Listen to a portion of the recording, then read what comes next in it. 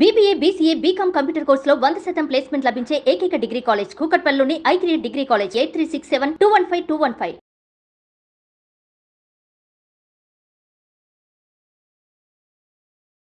నమస్తే అమ్మా. జై శ్రీకృష్ణ. జై శ్రీకృష్ణ. అమ్మ, దేవాలయాల్లో తీర్థం ఇస్తారు కదా, ఎలా తీసుకోవాలి? తీసుకునేటప్పుడు ప్రత్యేకించి ఏమైనా మంత్రం చెప్పుకోవాలా? తీర్థం అక్కడ అయ్యగారు ఇచ్చిన తీర్థం చేతిలోకి వెళ్ళడం, దాన్ని కడుపులో పొయ్యటం ఇంతవరకే లక్ష్యంగా చాలా మందిని చూస్తుంటాం. కానీ అందులో ఒక పవిత్రమైనటువంటి అద్భుతమైన భావం ఉంది, ఒక పద్ధతి ఉంది. మొట్టమొదట అసలు తీసుకునేటప్పుడు మనం ఆ చెయ్యి పద్ధతి ఇది. దీన్ని గోకర్ణము అంటాం. గోకర్ణ ఆకృతులు అంటే గోవు యొక్క చెవి. ఈ గోవు యొక్క కర్ణము అంటే చెవి. ఈ ఆకృతిలోని ముద్ర ఇది. ముద్రా శాస్త్రంలో మనకి ఆగమ శాస్త్రంలో కొన్ని రకాల ముద్రలు ఉంటాయి, యోగ శాస్త్రంలో వేరే రకాల ముద్రలు, నాట్య శాస్త్రంలో ఇంకొక ముద్రలు, ఇలా ముద్రా శాస్త్రాలు అంటారు వీటిని. ఆ శాస్త్రంలో చెప్పబడి ఉంది. తీర్థం తీసుకునేటప్పుడు గోకర్ణ ఆకృతి. ఒక్కసారి ఇలా చూపించిందమ్మా ప్రేక్షకుల కోసం. ఈ చూపుడు వేలుని కొద్దిగా కింద కానీ ఇలా ఈ బొటన వేలుతో దీన్ని పట్టుకోవటం. మామూలుగా ఇది చిన్న ముద్ర, జ్ఞాన ముద్ర అంటాం కదా, దాన్ని ఇట్లా చేసి ఈ కొద్దిగా ఈ ముందు ఈ 3 వేళ్ళు ఇలాగుంటే ఇక్కడ గుంట వస్తుంది. తప్పనిసరిగా ఇలా గుంట రావాలి. ఇదే గోకర్ణం. మామూలుగా జ్ఞాన ముద్ర, చిన్న ముద్ర, ఉపదేశ ముద్ర అంటామే, అది ఇలా స్ట్రైట్ గా ఇలా ఫోల్డ్ చేస్తాం మనం.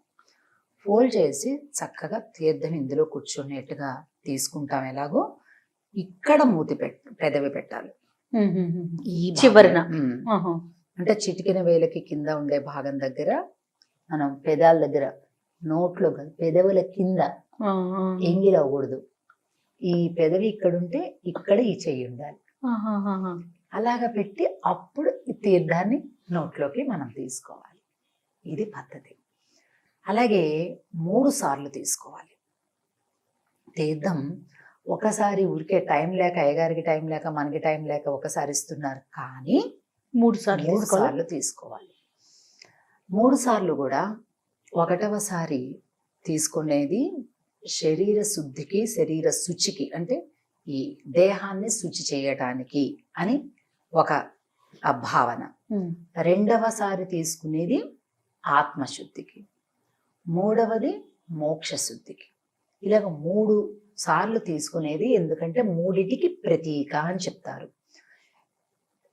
శుద్ధి కుదిరితే బుద్ధి కుదురుతుంది, బుద్ధి కుదిరితే జ్ఞానం కలుగుతుంది.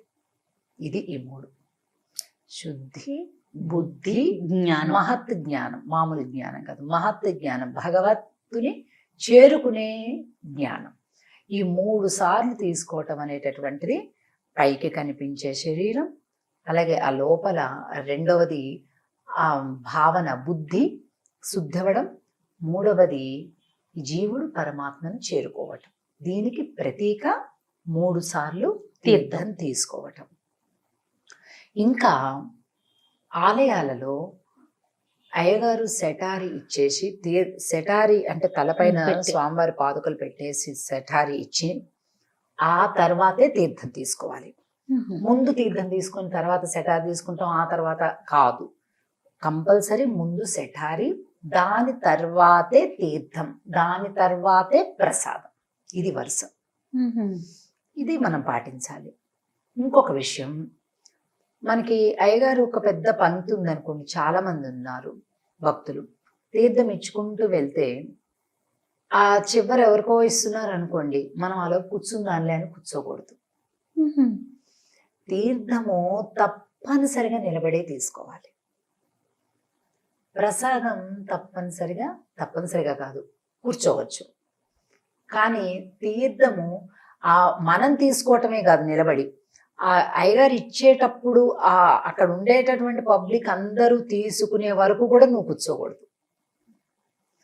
ఇదొక నియమం ఉంది. వీటన్నిటితో పాటుగా తీర్థం తీసుకునేటప్పుడు ఒక శ్లోకం కూడా చదువుకోవాలి. అకాల మృత్యు హరణం అంటే మన ఆయుష్ పూర్తవ్వకుండగానే ఏదో యాక్సిడెంట్స్ అను వ్యాధులను ఇంకోటో వచ్చి మనం అసంపూర్ణంగా జీవితాన్ని పూర్తిగా అనుభవించకుండా బాధ్యతలు తీర్చుకోకుండా చనిపోవటము అనేది ఉండకుండా చేస్తుంది తీర్థం. తీర్థము అంటే మీనింగ్ అర్థం ఏంటి? తారయతి అంటే మనల్ని తరింపచేసేటటువంటిది. అలాగా ఈ తీర్థం చక్కగా మనం ఈ గోకర్ణ ఆకృతిలో తీసుకున్నాక కళ్ళకి రెండు కూడా ఇలాగా దూరంగా అద్దుకొని నోట్లో భక్తి శ్రద్ధలతోటి ఆ భావనతోటి మనం తీసుకున్నాక ఇది కూడా చెప్పుకుందాం. తలకి కొందరు తల మీద ఇలా తుడిచేసుకుంటారు. వద్దు, ఇలా చల్లుకోవాలంతే. ఆ మిగిలిన చుక్కలు ఏదైనా ఉంటే దాన్ని ఇలా చల్లుకోవటం అంతే. మళ్ళీ కర్చీఫో లేకపోతే ఇంకోటి కడుక్కోవటము ఏదన్నా, అంతేగాని తీసుకున్నాక తలకి రాసుకోవటం అనేది తప్పు.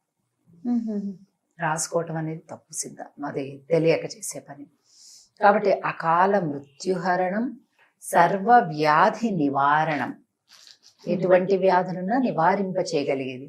ఒకటి భావనతోటి, రెండు అనేక సుగంధ ద్రవ్యాలు, తులసి పొడి, తులసి ఆకులు వేసి నానినటువంటి జాజి, జాపత్రి, కుంకుమ పువ్వు, ఇలాచి, యాలకులు, లవంగాలు, తులసి ఇవన్నీ కలిపి చేస్తారు. దాన్ని తీర్థ పొడి అని అంటారు. సో ఆ తీర్థం పొడి సకల వ్యాధి నివారణమైనటువంటిది, భగవంతుడికి నివేదన అవుతుంది. కాబట్టి సకల వ్యాధి నివారణం, సమస్త పాప శమనం, అన్ని పాపాలని శమింపచేసేది. విష్ణు పాదోదకం శుభం, శ్రీ మహావిష్ణువు యొక్క పాదములను అభిషేకించినటువంటిది ఈ జలము సకల శుభాలను కలగజేస్తుంది. ఇది తీర్థం తీసుకోవటం విధానము. చేయాల్సిన పనులు, చేయకూడని పనులు, చదవాల్సినవి ఇవన్నీ ఉంటాయి. కాబట్టి ఇంకేమైనా తీర్థం విషయంలో ఇంకే సందేహం లేదమ్మా. చాలా బాగా చెప్పారు. సంతోషం. ధన్యవాదాలు. జై శ్రీకృష్ణ.